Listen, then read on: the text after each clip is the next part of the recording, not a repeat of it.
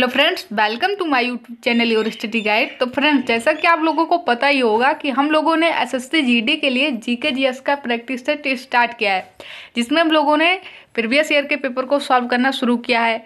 अभी हम लोगों ने मात्र पहले शिफ्ट के पेपर को सॉल्व किया है जीके जीएस का। आज हम लोग सेकंड शिफ्ट में जो पेपर हुआ था उसके जीके जीएस के क्वेश्चन को सॉल्व करेंगे। अगर आप लोगों ने चैनल को सब्सक्राइब न किया हो तो चैनल को सब्सक्राइब कर लीजिए, क्योंकि डेली हम लोग एक प्रैक्टिस सेट को यहाँ पर सॉल्व करने वाले हैं। तो चलिए बिना टाइम वेस्ट किए हम लोग इसे सॉल्व करना स्टार्ट करते हैं। और मैंने बताया ही था कि मैंने जैसे क्वेश्चन आया था हूबहू वैसे ही क्वेश्चन लिया है, यानी कि वही क्वेश्चन मैंने एज इट इज ले लिया है, जिससे आप लोगों को लैंग्वेज भी पता चले कि किस तरह से एग्जाम में क्वेश्चन पूछे जाते हैं। तो चलिए अब हम लोग इसे सॉल्व करना स्टार्ट करते हैं। पहला क्वेश्चन चलिए देखिए क्वेश्चन क्या है। क्वेश्चन है, जनगणना से क्वेश्चन आया था। जनगणना 2011 के अनुसार भारत के किस राज्य में महिला साक्षरता दर सबसे कम है? तो 2011 के जनगणना के अनुसार बताना था कि किस राज्य में, यहाँ पर जो ऑप्शन दिए हैं इसमें से बताना था कि किस राज्य में महिला साक्षरता दर सबसे कम है। तो राइट आंसर इसका क्या हो जाएगा? ऑप्शन ए, राजस्थान में महिला साक्षरता दर सबसे कम है। और अभी हाल ही में एमटीएस में जो अभी एमटीएस का पेपर हुआ था, इसमें क्वेश्चन पूछा गया था कि बाल लिंगानुपात किस राज्य में सबसे कम है। वहाँ पर जो ऑप्शन था मिजोरम में, राइट आंसर उसका था। तो 2011 की जनगणना से तो क्वेश्चन एक ना एक क्वेश्चन जरूर पूछा जाएगा। आप लोग इस टॉपिक को अच्छे से तैयार करिएगा। दूसरा क्वेश्चन है, निम्नलिखित में से किसे भारत का फ्लाइंग सिख कहा जाता है? तो राइट आंसर इसका ऑप्शन 4 था, मिल्खा सिंह को। मिल्खा सिंह को फ्लाइंग सिख कहा जाता है। और मिल्खा सिंह की किताब बहुत पूछी जाती है। इनकी किताब है क्या? The race of my life. The race of my life इनकी बुक है मिल्खा सिंह की, और ये बहुत पूछी जाती है। आप लोग इनके बुक का नाम भी नोट कर लीजिएगा, the race of my life.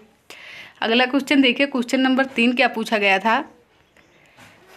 Question पूछा गया था 1951 में सकल घरेलू उत्पाद में औद्योगिक क्षेत्र का योगदान लगभग कितने प्रतिशत था? 1950 और 51 में पूछा जा रहा है कि सकल घरेलू उत्पाद जीडीपी में औद्योगिक क्षेत्र का योगदान लगभग कितने परसेंट था? तो 11.8। कितना था? 11.8%। इसका राइट आंसर है। अगला क्वेश्चन देखिए, क्वेश्चन क्या है, निम्नलिखित में से कौन सा हर्षवर्धन के दरबारी कवि हैं और हर्षचरित के लेखक थे? तो आप लोगों को पता होगा हर्षवर्धन के दरबारी कवि का नाम था बाणभट्ट, और बाणभट्ट की पुस्तक का ही नाम है हर्षचरित।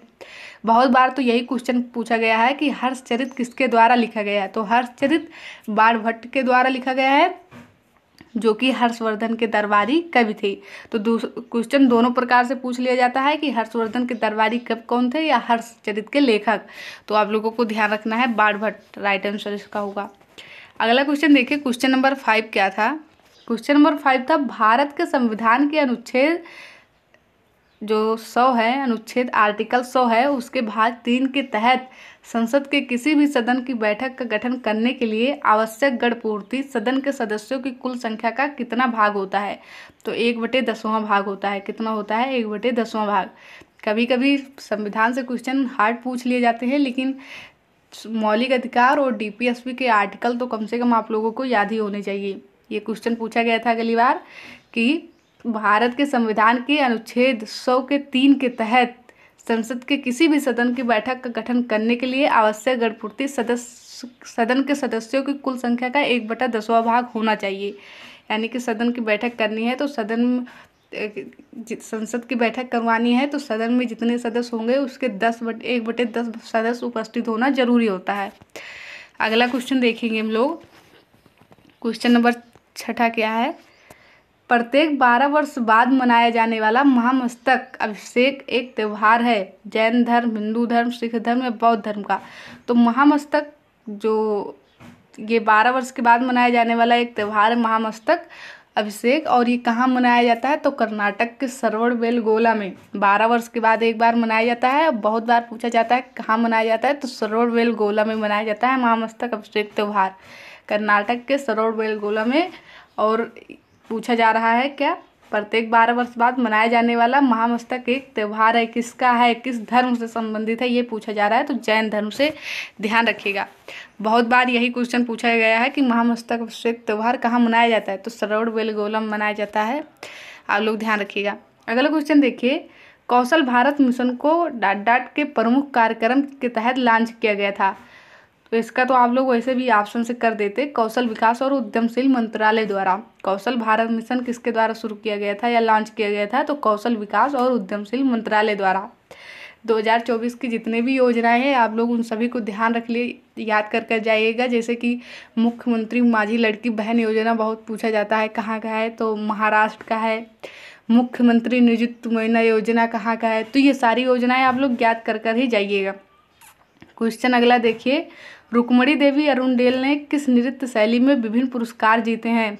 तो मैंने कल भी बताया था भरतनाट्यम, पहले प्रैक्टिस सेट में मैंने बताया था कि पद्मा सुब्रमण्यम, यामिनी कृष्णमूर्ति, बैजंती माला, मीनाक्षी सुंदरम पिल्लई, पद्मा सुब्रमण्यम, ये सारे बहुत पूछी जाती है, इन लोगों को याद कर लेना, ये सभी भरतनाट्यम से संबंधित हैं।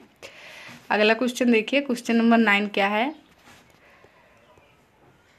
क्वेश्चन नंबर 9 है, भारतीय संविधान के किस अनुच्छेद में कहा गया है कि भारत अर्थात इंडिया राज्यों का संघ है। तो इसका राइट आंसर होगा ऑप्शन ए, आर्टिकल 1 में ही कहा गया है कि भारत राज्यों का संघ है। ये क्वेश्चन बहुत बार पूछा जाता है कि भारत राज्यों का क्या है, तो भारत राज्यों का संघ है और यह आर्टिकल 1 में ही कहा गया है। आर्टिकल 2 पूछा जाता है, तो आर्टिकल 2 में क्या है, यदि भारत से बाहर का कोई क्षेत्र भारत में आता है तो उसे राज्य के रूप में दर्जा दिया जाएगा, यह आर्टिकल 2 में कहा गया है। और आर्टिकल 3 में क्या है, भारत का ही कोई क्षेत्र है उसे किसी राज्य से अलग कर नया राज्य बनाना है, तो उसका जो वर्णन है वो आर्टिकल 3 में है। तो आर्टिकल 1, 2, 3 बहुत पूछे जाते हैं। आर्टिकल 1 है क्या, जो यहाँ पर दिया ही है, भारत राज्यों का संघ है। आर्टिकल 2 में भारत से बाहर का कोई क्षेत्र है तो उसे राज्य के रूप में, जब भारत में मिलाया जाएगा तो राज्य के रूप में मिलाया जाएगा, इसका वर्णन आर्टिकल 2 में है। और भारत का ही कोई क्षेत्र है अगर उसे नया राज्य बनाना है तो उसका वर्णन आर्टिकल 3 में है। इन तीनों आर्टिकलों को आप लोग ध्यान रखिएगा। क्वेश्चन नंबर अब 10 देखते हैं हम लोग। 1866 में लंदन में ईस्ट इंडिया एसोसिएशन की स्थापना निम्नलिखित में से किसने की थी। तो लंदन में 1866 में लंदन में इंडिया एसोसिएशन की स्थापना दादा भाई नौरोजी जी ने की थी। आप लोगों को पता होगा ये वही दादा भाई नौरोजी जी हैं जिन्होंने धन निष्कासन का सिद्धांत दिया था, doctors of lab.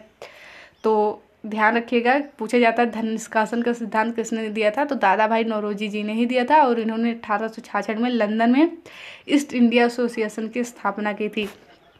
Most important question है, ध्यान रखिएगा, फिर से ये सारे क्वेश्चन पूछे जा सकते हैं। अगला क्वेश्चन देखिए, भारत के किस केंद्रीय मंत्री ने नवंबर 2022 में भारत अंतर्राष्ट्रीय व्यापार में खादी इंडिया पवेलियन का उद्घाटन किया था। तो नारायण राणे जी जो हैं, ऑप्शन ए इसका राइट आंसर है, इन्होंने 2022 में क्या किया था, इंडिया पवेलियन का उद्घाटन किया था। राइट आंसर इसका ये था। अगला क्वेश्चन देखिए, क्वेश्चन नंबर 12 क्या है, भारत में हरित क्रांति का नेतृत्व निम्नलिखित में से किसने किया था। अब चाहे क्वेश्चन पूछे कि नेतृत्व किसने किया था या पूछे कि भारत में हरित क्रांति के जनक कौन है, तो दोनों का राइट आंसर क्या हो जाएगा, MS स्वामीनाथन। ऑप्शन ए इसका राइट आंसर है, भारत में हरित क्रांति का नेतृत्व इन्होंने ही किया था। और अगले ही इस वाले शिफ्ट में नहीं, अगले ही शिफ्ट में पूछा गया था कि भारत में हरित क्रांति आने से किस अनाज के उपज में वृद्धि हुई थी, तो गेहूं, उसका राइट आंसर होगा, ध्यान रखिएगा।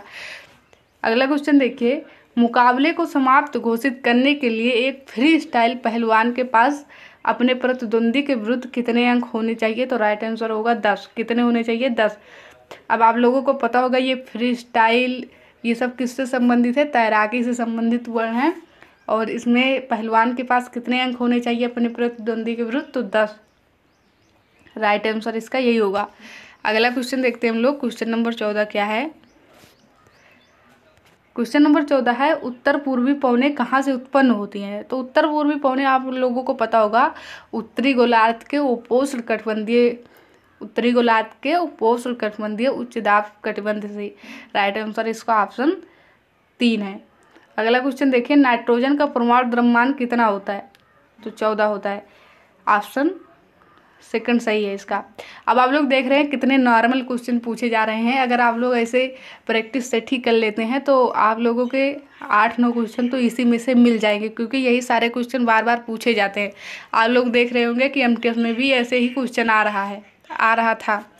अगला क्वेश्चन देखिए, असम का क्षत्रिय नृत्य। अब कभी कभी तो यही पूछा जाता है कि क्षत्रिय आप लोगों को पता होगा कहाँ का है, तो असम का है। यही कई बार क्वेश्चन पूछा जाता है कि क्षत्रिय नृत्य कहाँ का है, तो असम का है। सबसे पहले यही ध्यान रखिए। दूसरा क्वेश्चन यहाँ पर क्या है, असम का क्षत्रिय नृत्य कहाँ किससे प्रेरित है, तो आप लोगों को पता होगा या नहीं पता होगा तो नोट कर लीजिए, भक्ति आंदोलन से।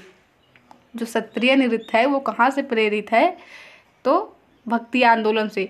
और आप लोगों को पता होगा ये एक क्लासिकल डांस है, और क्लासिकल डांस है और सबसे नया है। पूछा जाता है सबसे नया क्लासिकल डांस कहाँ का है, तो असम का है।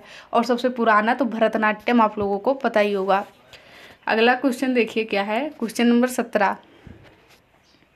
माइक्रो फाइनेंस ऋण को किसी संपार्श्विक की आवश्यकता डैश डैश है। अधिकांशता होती है, हमेशा होती है, नहीं होती। तो राइट आंसर होगा नहीं होती है। माइक्रो फाइनेंस ऋण को किसी संपार्श्विक की आवश्यकता नहीं होती है, ये ध्यान रखिएगा। क्वेश्चन 18 है, इंडिया इंटरनेशनल कॉन्क्लेव 2022 में ग्लोबल पीस एम्बेसडर के रूप में किसे सम्मानित किया गया था। तो 2022 में किसे सम्मानित किया गया था, बबीता सिंह को किया गया था। किसको, बबीता सिंह को। अगला क्वेश्चन देखिए, क्वेश्चन नंबर 19 और 20, 2 क्वेश्चन है। 20 ही क्वेश्चन आते हैं, आप लोगों को पता ही होगा। निम्नलिखित में से कौन सा जीवाणु संक्रमण का एक लक्षण है, तो बुखार। राइट आंसर क्या हो जाएगा, बुखार। जो बुखार है ये संक्रमण का एक लक्षण है। और इसमें कहा गया है विषम का चयन करो। कृषि प्रक्रियाएं में कौन कौन सी चीज़ होती हैं, इसमें चुनना है। 3 एक समान है और एक इन तीनों के समान नहीं है। तो देखिए, छिड़काव, बुआई और जोतना, ये तीनों कृषि से संबंधित है, लेकिन खाना कृषि से संबंधित नहीं है। तो राइट आंसर हम लोगों का क्या हो जाएगा, खाना। अब बात कर ले क्लासिकल डांस का, तो आप लोग एक पॉइंट ऐसे नोट कर चलिएगा, जब तक हम लोग सारे प्रैक्टिस सेट को करेंगे आप लोगों का क्लासिकल डांस तो हो ही जाएगा। देखिए, भरतनाट्यम बात कर ले कहाँ का है, तो भरतनाट्यम तमिलनाडु का है। कई बार यही सारे क्वेश्चन पूछे जाते हैं कि क्लासिकल डांस कहाँ के हैं। तो सबसे पहले बता दें क्लासिकल डांस है कितने, तो क्लासिकल डांस 8 हैं। कितने हैं क्लासिकल डांस, 8 क्लासिकल डांस हैं। पहला बात कर ले भरतनाट्यम। भरतनाट्यम कहाँ का है, तमिलनाडु का। पहला भरतनाट्यम है कहाँ का है, तमिलनाडु का। दूसरा बात कर ले हम लोग तो ओडिसी है। ओडिसी कहाँ का है, ओडिसी का ही है। तीसरा बात कर ले तो मणिपुरी का ही है। 3 क्लासिकल डांस हो गए। चौथा बात कर ले तो कुचिपुड़ी कहाँ का है, आंध्र प्रदेश का है। कुचिपुड़ी कहाँ का है, आंध्र प्रदेश का है। पांचवा बात कर ले हम लोग तो पांचवा क्या है हम लोगों का, कथकली। कथकली कहाँ का है, केरल का है। और छठवां बात कर ले हम लोग कहाँ का है, मोहिनीअट्टम। मोहिनीअट्टम भी कहाँ का है, मोहिनीअट्टम और कथकली दोनों केरल के हैं। 7वां बात कर ले कथक। कथक उत्तर प्रदेश का है। और 8वां बात कर ले सत्रिया। तो सत्रिया कहाँ का है, असम का। तो ये 8 क्लासिकल डांस हैं। संगीत नाटक अकादमी के अनुसार कितने क्लासिकल डांस है, 8। और ये 8 को मैंने बता दिया किस किस स्टेट के हैं। कई बार क्वेश्चन यही पूछा जाता है। आई होप वीडियो आप लोगों को पसंद आया होगा। वीडियो पसंद आया हो तो वीडियो को लाइक करिए, चैनल को सब्सक्राइब करिए और अपने फ्रेंड्स के पास शेयर ज़रूर करिएगा। और वीडियो कैसा लगा आप लोग कमेंट बॉक्स में ज़रूर बताइएगा। Thank you for watching this video.